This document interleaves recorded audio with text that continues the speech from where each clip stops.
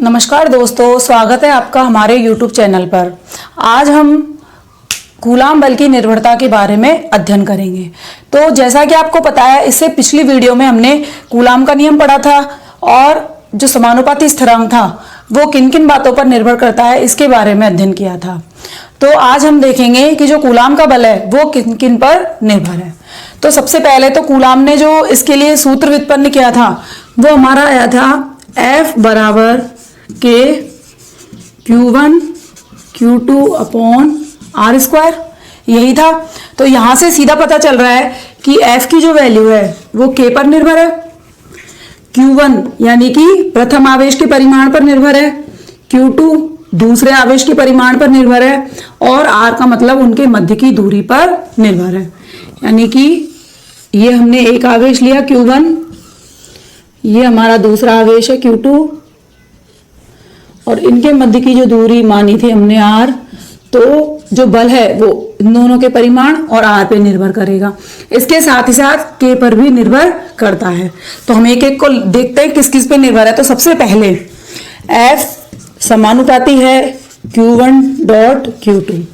अब समानुपाती स्थिरांक में क्या होता है, अगर हमारी देखो एक हमारा LHS है और एक हमारा RHS है, यानी कि लेफ्ट हैंड साइड की टर्म और राइट हैंड साइड की टर्म। तो समानुपाती स्थिरांक में यदि लेफ्ट हैंड साइड की टर्म बढ़ती है तो राइट हैंड साइड की टर्म भी बढ़ती है, या उल्टा भी कहें तो राइट हैंड साइड की टर्म बढ़ेगी तो लेफ्ट हैंड साइड की टर्म बढ़ेगी। इसका मतलब यदि Q1 व Q2 के परिमाण को यानी कि मान को बढ़ाया जाए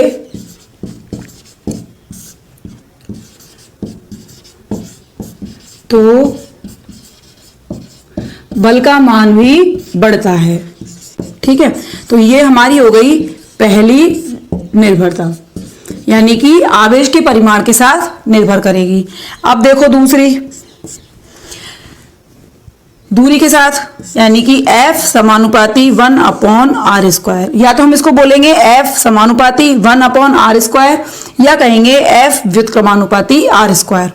तो जब भी कोई टर्म अपॉन में होती है तो यदि ये वाली टर्म बढ़ती है तो ये वाली टर्म घटती है, यानी कि RHS की टर्म बढ़ेगी तो LHS की टर्म घटेगी, क्योंकि यहाँ पे अपॉन में मान है। जैसे मैं यहाँ 2 रखूं तो ये हो जाएगा 1/4, F का मान 2 से कम आ गया ना, 1/4 इस तरह से। तो इसका मतलब दूरी बढ़ने के साथ F का मान यानी कि बल का मान घट जाता है।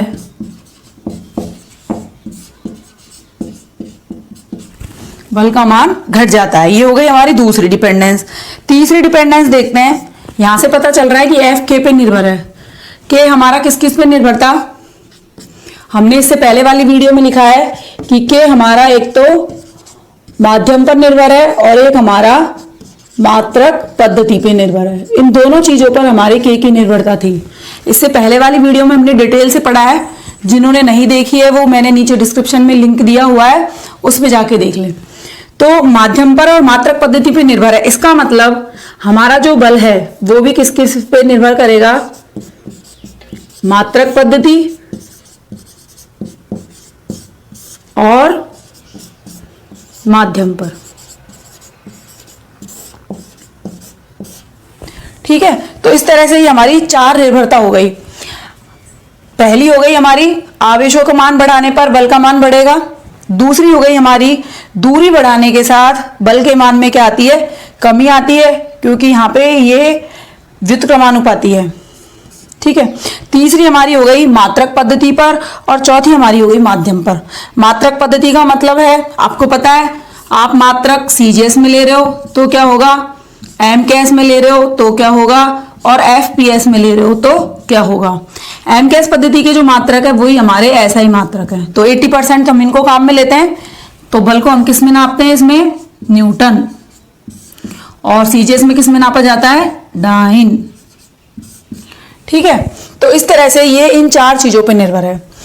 इनकी डिपेंडेंस तो हमको यहां से सीधी पता चल रही है। मात्रक पद्धति भी हम चेंज करेंगे तो पता चल जाएगा। अब हम देखते हैं कि माध्यम पर क्या प्रभाव पड़ेगा। तो हमारा टॉपिक है अब कि कूलाम का जो बल है वो माध्यम में किस तरह से प्रभावित होता है। हमने लिखा था F बराबर स्मॉल के Q1 Q2 upon R square.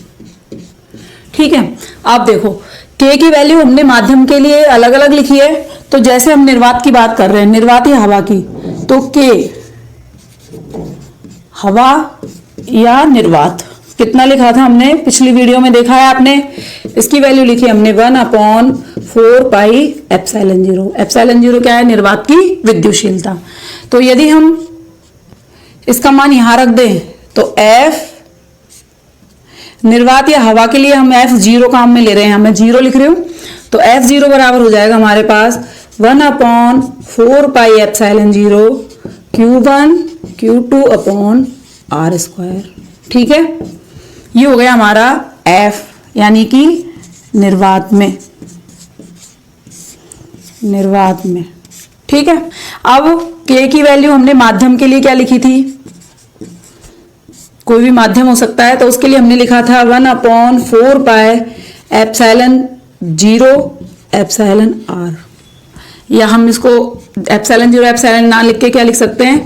1/4 pi epsilon. ठीक है, इस वैल्यू को वापस समीकरण 1 में पुट करें तो F माध्यम की जगह हम मीडियम के लिए स्मॉल m काम में ले लेते हैं, तो F मीडियम कितना जाएगा हमारा? 1/4 pi epsilon zero epsilon R Q1 Q2 upon R square. ठीक, अब हम इन दोनों समीकरणों को, समीकरण नंबर 2 और समीकरण नंबर 3, दोनों से देखेंगे कि किस तरह से ये डिपेंड करेगा। तो मैं समीकरण 2 में समीकरण 3 का डिवाइड कर रही हूं, तो हमने सीधा यहां से F0 अपॉन क्या कर दिया? FM, तो ये हो जाएगा 1/4 pi epsilon zero Q1 Q2 upon R square upon 1/4 pi epsilon zero epsilon R Q1 Q2 upon R square. देखो ये सारी कैंसिल हो गई टर्म, यहां से भी हमारा 4 पाई कैंसिल होगा क्योंकि दोनों में अपॉन में है। इसको वापस से इधर लिख के देख लेते हैं एक बार और। देखो F0 अपॉन FM क्या आएगा? यहाँ पे हमारा रह गया था 1/4 पाई एप्सिलॉन जीरो, और यहाँ रह गया हमारा 1/4 pi epsilon zero epsilon R. Upon में तो क्या हो जाएंगे? एक दूसरे के उल्टे लिख सकते हैं, 1/4 पाई एप्सिलॉन जीरो ऐसे कैसे ही, और 4 pi epsilon zero epsilon R upon 1। यहाँ से देखिए 4 पाई एप्सिलॉन जीरो कैंसिल हो गया, तो हमारा आ गया F0 upon FM equals to epsilon R. ठीक, तो यहां से F0 बराबर एप्सिलॉन आर FM, या तो इस रूप में देखें, या हम FM अपॉन F0 करेंगे तो क्या आएगा हमारे पास? 1/एप्सिलॉन आर, यानी कि FM बराबर हो गया F0 अपॉन एप्सिलॉन आर। ठीक है, तो यहां से देखिए FM बराबर F0 अपॉन एप्सिलॉन आर। यहां से अगर हम माध्यम में बल निकालें, FM का मतलब क्या है? माध्यम में लगने वाला बल। FM का मतलब क्या है? यहाँ पर माध्यम में लगने वाला बल। ठीक है, और F0 क्या है? निर्वात में लगने वाला बल।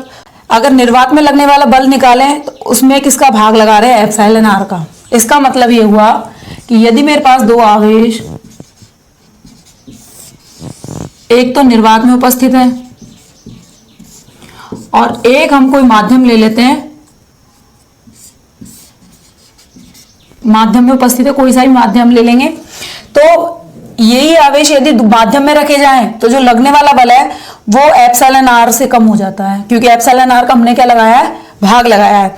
इसका मतलब माध्यम में लगने वाला बल हमेशा कम होगा। FM is less than F0। तो माध्यम पे निर्भरता क्या हो गई कि अगर कोई दो आवेश जो कि निर्वात में उपस्थित थे उनको अगर माध्यम में रख दिया जाए तो बल का मान क्या हो जाएगा? पहले की तुलना में कम हो जाएगा, और वो निर्भर करेगा कि माध्यम की जो विद्युतशीलता है वो कितनी है। ठीक है, वापस से देखो एक बार, यहां से ये F का मान हमने लिखा था, तो K की वैल्यू हमने इससे पहले वाली वीडियो में देखी है कि निर्वात में कितनी होती है और माध्यम में कितनी होती है। इन दोनों को हमने समीकरण नंबर 2 और समीकरण 3 में रख के निकाल लिया। 1/4 पाई एप्सिलॉन 0 और यहाँ रखा है 1/4 पाई एप्सिलॉन 0 एप्सिलॉन r।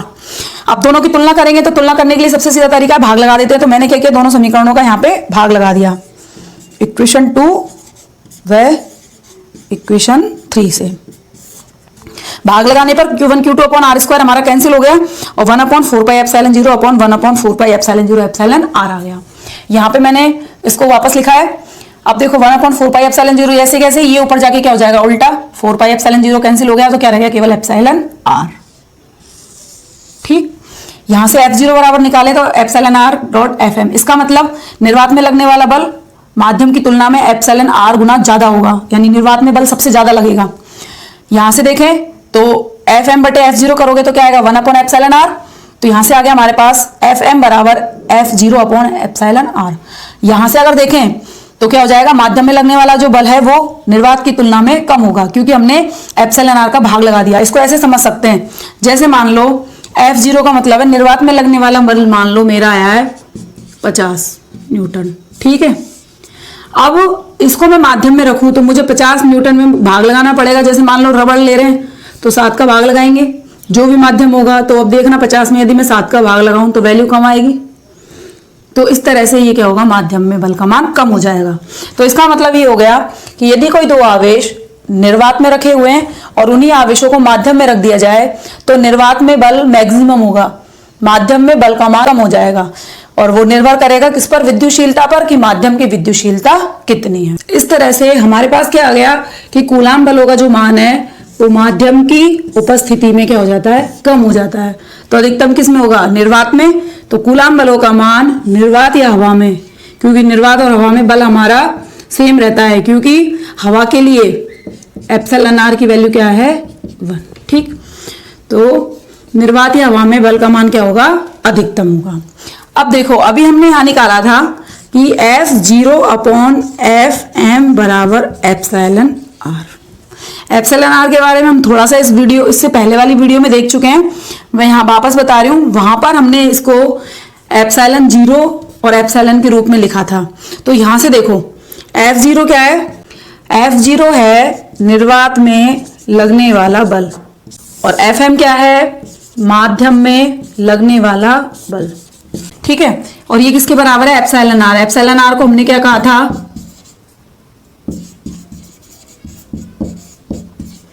परावैद्युतांक।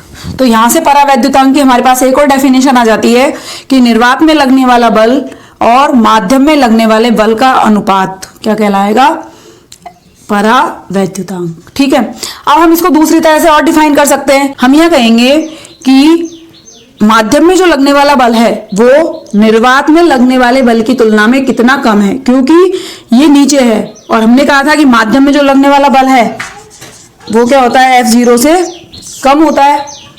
इसलिए हम यहाँ कहेंगे कि माध्यम में जो लगने वाला बल है वो निर्वात की तुलना में कितना कम है, और उसको हम क्या कहते हैं, एप्सिलॉन r, यानी कि परावैद्युतांक। इसके अलावा हमने इससे पहले वाली वीडियो में एप्सिलॉन r बराबर लिखा था एप्सिलॉन अपॉन एप्सिलॉन 0। एप्सिलॉन को हमने कहा था माध्यम की विद्युतशीलता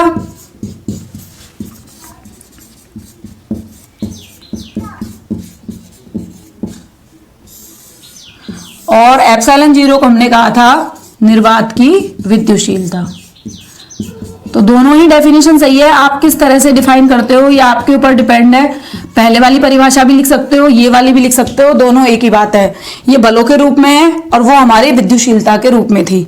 तो यह विद्युतशीलता के रूप में भी हमने एप्सिलॉन r को किस तरह से परिभाषित किया था, माध्यम की विद्युतशीलता और निर्वात की विद्युतशीलता का अनुपात। तो इस तरह से ये हमारा हो गया कूलाम का बल माध्यम पे किस तरह से निर्भर करता है। अब इसका एक एग्जाम्पल देखते हैं। जैसे ये मैंने एक माध्यम बना लिया, इसमें हमारे दो आवेश उपस्थित है, ये Q1 और ये Q2, दोनों के मध्य दूरी r है और ये हमने ली है हवा।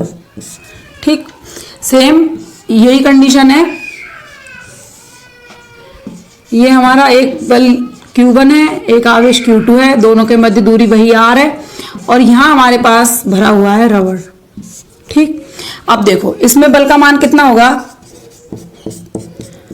1/4πε0 Q1 Q2/r²।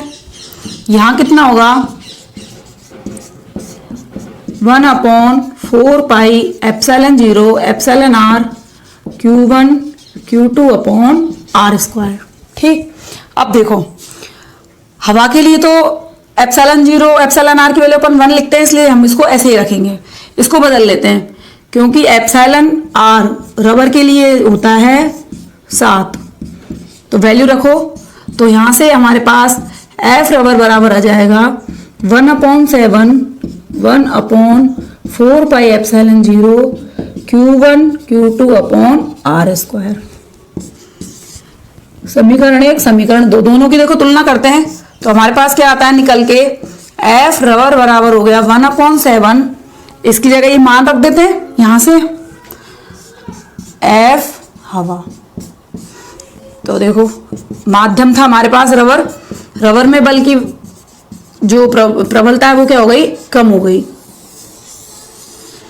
F रबर बराबर आ गया हमारे पास F हवा/7, यानी कि हवा में जो बल लगेगा दोनों आवेशों के मध्य वो ज्यादा होगा, और रबर जब हमने भर दिया है माध्यम में और तब हमारा दो आवेशों के मध्य यदि बल लगेगा तो वो कितना 1/7 गुना कम हो जाएगा। यदि मान लो हम यहाँ पर माध्यम क्या ले ले, धातु, तो धातुओं के लिए εr की वैल्यू क्या होती है, अनंत होती है। तो यदि मैं F धातुओं के लिए निकालूं तो कितना आएगा 1/अनंत। जब हम F हवा यानी कि हवा में उपस्थित आवेशों के मध्य लगने वाले बल में इन्फिनिटी का भाग देंगे तो हमारे पास क्या आएगा 0। यानी कि यदि दो आवेश किसी धात्विक सतह पर उपस्थित है, जैसे यहाँ पे क्या भरा हुआ है, इसमें मान लो लोहा, और मैं दो आवेश रख दूं Q1 और Q2, तो इनके मध्य कोई बल नहीं लगेगा, बल का मान कितना आएगा 0। इस तरह से ये हमारी हो गई कूलाम्ब बलों की माध्यम पर निर्भरता। देखने के लिए धन्यवाद।